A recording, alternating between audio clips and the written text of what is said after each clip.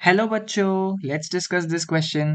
Consider the following statements. पहला statement हमको दिया गया है, tigroid bodies are the masses of chromophil substances in nerve cells. और हम यहाँ पर दूसरा स्टेटमेंट दिया गया है, tigroid bodies are completely absent in cell bodies of neurons. तो हमको यहाँ पर ट्रू और फॉल्स बताना है। ए ऑप्शन कहता है one is correct, two is incorrect.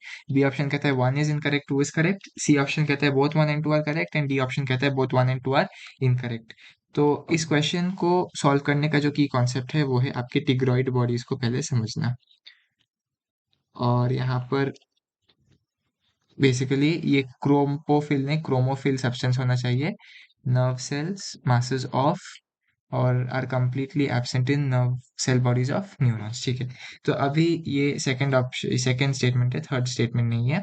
तो अगर हम यहाँ पर देखें, पहला स्टेटमेंट कहता है tigroid bodies and masses of chromophil substances in nerve cells. तो टिग्रॉइड बॉडीज एक्चुअली इसका कॉमन नाम बहुत ही सिंपल है। ये बेसिकली बात कर रहे हैं निसिल ग्रैन्यूल्स के बारे में।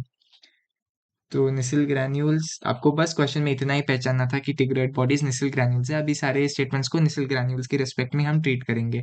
तो निसिल ग्रैन्यूल्स आपको पता है, ये made of rough endoplasmic reticulum plus free ribosomes होती है निसिल ग्रैन्यूल्स।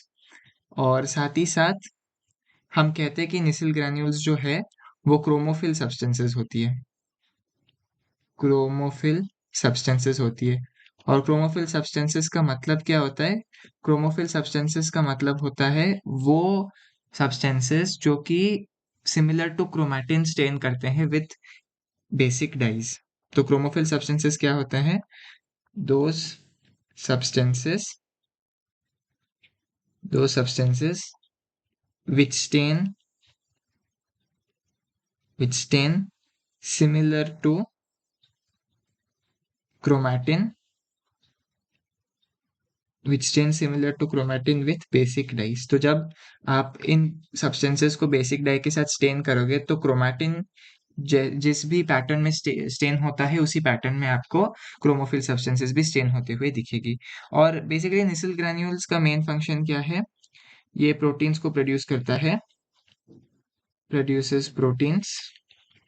और ये आपको दिखती है, ये थोड़ी इंपॉर्टेंट पॉइंट है कि आपकी एनसीईआरटी भी कहती है सीन इन साइटॉन मतलब सेल बॉडी एंड डेंड्राइट्स, आपको दोनों ही जगह पे ये दिखेगी। तो ये आपको याद रखना है।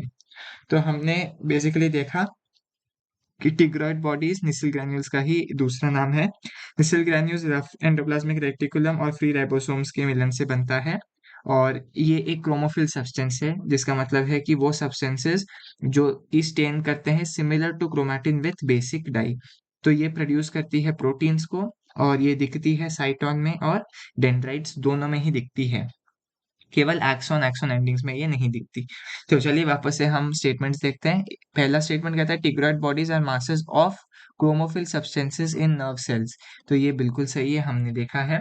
दूसरा स्टेटमेंट कहता है tigroid bodies are completely absent in cell bodies of neuron. गलत है, क्योंकि टिग्रॉइड बॉडीज आपको सेल बॉडी में भी दिखेगी और डेंड्राइट्स में भी दिखेगी। यहाँ पर जो साइटोन लिखा है ना, ये बेसिकली सेल बॉडी की बात कर रहे हैं। तो हम देख सकते हैं कि statement one is correct, two is incorrect होना चाहिए। तो चलिए ऑप्शंस देखते हैं। ए ऑप्शन कहता है one is correct, two is incorrect, ठीक है। B one is incorrect, two is correct, गलत। C both one and two are correct, गलत। D both one and two are incorrect, भी गलत। So the correct option to this question is option A. One is incorrect. Sorry, one is correct, two is incorrect. Hope you have understood it well. All the best.